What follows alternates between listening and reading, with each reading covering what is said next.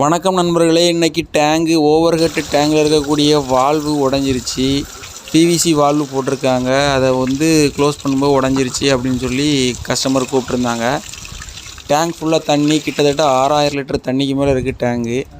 அதனால் அதை தண்ணியை வேஸ்ட் பண்ணாமல் ஒட்டணுங்கிறதுக்காக ஒரு துணியில் காப்பர் கம்பியை கட்டிட்டு அந்த பைப்போட மவுத்தில் வச்சு உள்ளே நல்லா டைட்டாக உள்ளே சொருகி வச்சிட்டோம். சொருகி வச்சதுக்கப்புறமா லைட்டாக தான் ட்ராப்பாக தண்ணி வந்தது. அப்புறம் நல்லா அந்த பைப்பில் இருக்கக்கூடிய அந்த பெயிண்டெல்லாம் சுரண்டி எடுத்துக்கிட்டு வால்வெலாம் ஏற்கனவே ரெடி பண்ணி வச்சிட்டோம். அப்படியே அந்த பைப்பை அந்த வால்வு ஓப்பன் ஸ்டேஜில் வச்சுக்கிட்டு அந்த கம்பியை உள்ளே தள்ளி அந்த பசையை போட்டுட்டு அந்த பைப்பை அந்த வால்வை உள்ளே ஏற்றணும். சூப்பராக சீட்டிங் ஆகிடுச்சு. ஒரு 3 நிமிஷம் அப்படியே விட்டுட்டோம். நல்லா காஞ்சதுக்கப்புறமா ஒரு கட்டிங் பிளேயரை உள்ளே வச்சு இந்த துணி அந்த கம்பியும் சேர்த்து இழுக்கும்போது வால்வு அந்த துணி வெளியே வந்துடும். அப்புறமா வால்வை க்ளோஸ் பண்ணோம்.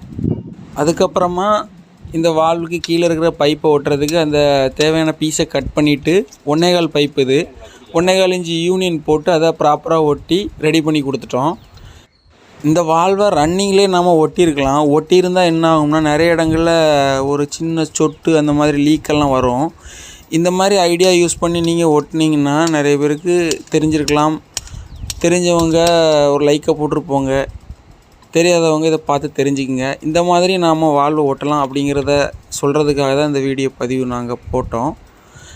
இது ஒரு சூப்பர் மெத்தடு. ஆனால் இந்த துணியை உள்ளே கட்டும்போது ப்ராப்பராக அந்த கம்பியில் டைட்டாக கட்டிக்கிங்க. கம்பி நல்ல கம்பியாக இருக்கட்டு. உள்ளே துணி மாட்டிக்கிச்சினாலும் அதை எடுக்கிறது ரொம்ப கஷ்டம். அதனால் பார்த்து கவனமாக செய்யணும்.